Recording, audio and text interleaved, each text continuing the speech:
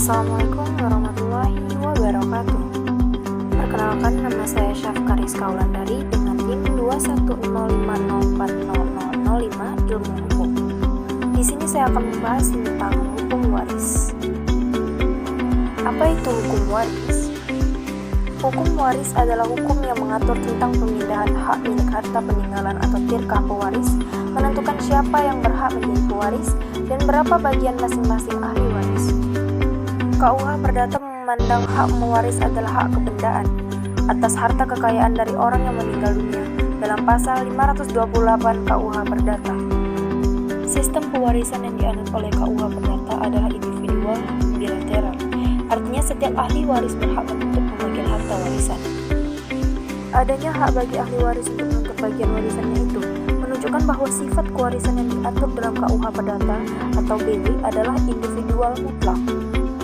Namun demikian, dapat diadakan perjanjian untuk tidak melaksanakan pemisahan atau pembagian harta warisan itu selama 5 tahun dan tiap kali jangka waktu itu terlampaui dapat diperbarui.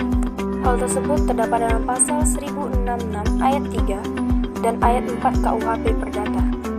Sistem ini berbeda dengan hukum adat yang bersifat individual kolektif.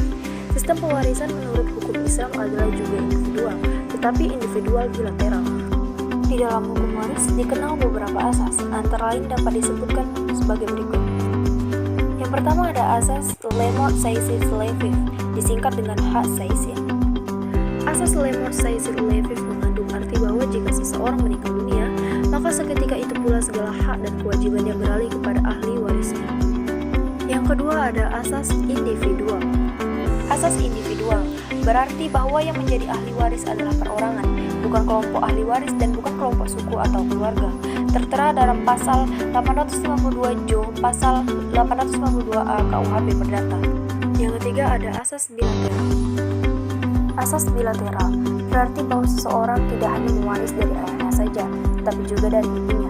Demikian pula saudara laki-laki mewaris baik dari saudara laki-lakinya maupun saudara perempuannya, baik yang sekandung maupun saudara tiri.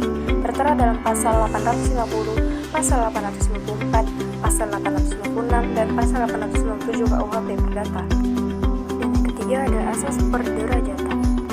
Asas perderajatan berarti ahli waris yang derajatnya lebih dekat dengan si pewaris menutup peluang ahli waris yang lebih jauh derajatnya. Maka untuk mempermudah perhitungan, diadakan penggolongan ahli waris tertera dalam pasal 832 ayat 1 KUHP Perdata. Dan yang terakhir ada asas kematian. Suatu pewarisan hanya berlangsung karena kematian, tertera dalam pasal 830 KUH Perdata. Kekecualian dapat terjadi karena dalam keadaan tidak hadir, tertera dalam pasal 467 Jo, pasal 470 KUH Perdata. Agar harta kekayaan beralih dari si pewaris kepada ahli warisnya harus memenuhi dua syarat. Yang pertama syarat umum dan yang kedua syarat mutlak. Syarat umum. Yang pertama ada orang yang meninggal dunia, tertera dalam pasal 830 KUH Perdata, dan yang kedua ada ahli waris yang ditinggalkan, tertera dalam pasal 836 KUH Perdata. Syarat mutlak.